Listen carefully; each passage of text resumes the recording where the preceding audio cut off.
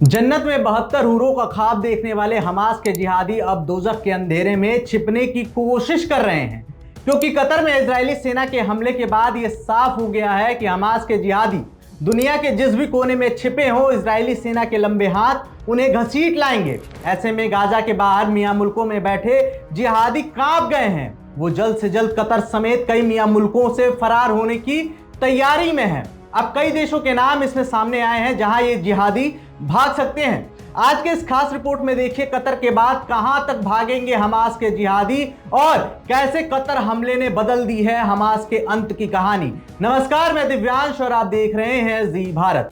7 अक्टूबर को हमास के जिहादियों ने नरसंहार किया था, जिसके बाद तो यह तय हो गया था कि गाजा पट्टी से हमास के जिहाद का और कट्टरपंथ का अंत होकर ही रहेगा। लेकिन 9 सितंबर को कहानी ने खतरनाक मोड़ लिया। दरअसल दोहा के अल कतीफिया इलाका, जिसे हमास का सबसे सुरक्षित ठिकाना माना जाता था, वहीं इजरायली सेना के 15 से ज्यादा फाइटर जेट्स और ड्रोन ने सबसे घातक हमला कर दिया। हमलों के निशाने पर हमास के टॉप लीडर्स थे। धमाके में खलील अल हया का बेटा हुमाम और उसके ऑफिस का डायरेक्टर जिहाद लब्बाद ढेर हो गया। 3 सिक्योरिटी गार्ड्स भी मारे गए और खलील खुद गंभीर रूप से घायल बताया जा रहा है। हमलों के बाद अरब देशों में हाय तौबा मच गया। हम ये कर देंगे, हम वो कर देंगे, लंबी लंबी फेंकी गई, लेकिन कुछ भी नहीं हुआ इजराइल का।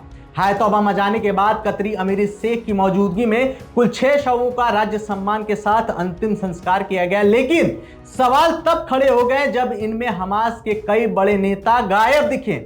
सवाल पूछा जाने लगा कि हमास के बड़े जिहादी नेता आखिर कहां हैं, और खासकर तब जब हमास सूत्रों का कहना है कि उनके गुट का कोई बड़ा नेता नहीं मारा गया है, उनकी किसी तरह से जान बच गई है। यह सवाल बहुत ही अजीब है। इजरायली सुरक्षा सूत्रों ने भी इस बात की पुष्टि की है कि दोहा में उस वक्त मौजूद सभी वरिष्ठ हमास अधिकारी मारे नहीं गए हैं। ऐसे में हमास के सूत्रों ने अरबी अखबार अल असवद से सनसनीखेज खुलासा किया।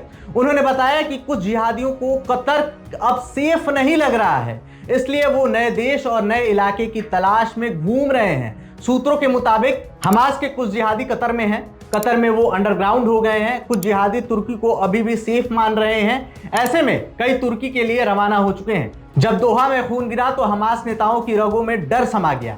लेकिन कुछ तुर्की को अब भी सेफ नहीं मान रहे हैं, क्योंकि तुर्की भी इजरायली फाइटर जेट्स की रेंज में है। ऐसे में इजरायली हमलों से सहमे हमास के जिहादी नए देश की तलाश में हैं, जहां उन्हें कोई खोज ना पाए। इनमें कई देश के नाम सामने आए हैं: तुर्की, अल्जीरिया, मॉरिटानिया। लेकिन हमास चीफ इस्माइल हानिया की ईरानी राजधानी तेहरान में हत्या और कतरी राजधानी दोहा पर हमले के बाद यह साफ हो गया है कि जिहाद के खात्मे के लिए इजराइल किसी भी मियां मुल्क की राजधानी को दहला सकता है, चाहे वो हजारों किलोमीटर दूर ही क्यों ना हो। दरअसल आईडीएफ यानी इजरायली रक्षा बल और खुफिया एजेंसी मोसाद जिहादियों के लिए टारगेट किलिंग मशीन बन चुकी है। विदेशों में इनके घातक ऑपरेशन का रिकॉर्ड लंबा है। लेबनान और सीरिया में लगातार हमले से लेकर तुर्की तक मिडिल ईस्ट का कोई भी इलाका बाकी नहीं है। और जिहादियों के लिए एक संदेश भी है कि मौत कहीं पर और कहीं से भी आ सकती है। इसके सबूत हैं ये आंकड़े। जॉर्डन में खलील मेसाद पर जहर अटैक, 1999 में इस अटैक को अंजाम दिया गया था। 2010 में दुबई के होटल में महमूद अल महूब का गला घोंटा गया। 2018 में मलेशिया में इंजीनियर फदी अल बत्स को गोली से मारा गया। 2024 में ईरान में इस्माइल हानिया की हत्या कर दी गई। 2024 में ही लेबनान में सालेह अल अरौरी को खत्म कर दिया गया। 2025 में कतरी राजधानी दोहा में अब हमास पर सीधी बमबारी की गई है। गाजा पट्टी में मोहम्मद दाइफ, याहा सिनवार, मारवान इस्सा जैसे बड़े नाम खत्म हो चुके हैं। यानी पूरा मिडिल ईस्ट अब खून के निशाने से सना हुआ है। ऐसे में हमास नेता मान चुके हैं कि अब कोई भी सुरक्षित जगह नहीं बची है।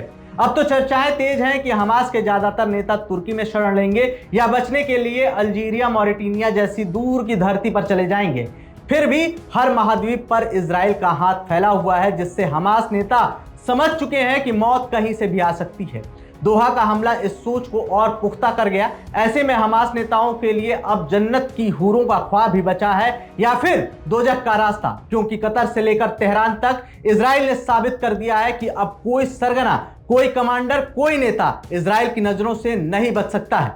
इस रिपोर्ट में सिर्फ इतना ही, लेकिन आपका क्या मानना है कि अगला निशाना कौन सा मुल्क होगा, और क्या सचमुच हमास नेताओं के लिए बस 2 रास्ते बचे हैं: जन्नत के हूरों का ख्वाब या दोजख की आग? इस पर अपनी कमेंट जरूर लिखें और हमारे साथ जुड़े रहें, क्योंकि हमास हो या गाजा, दुनिया की सबसे बड़ी खबर का हर अपडेट आपको सिर्फ यहीं मिलेगा। अपना और अपने परिवार का ध्यान रखें और देखते रहें जी भारत। जय हिंद।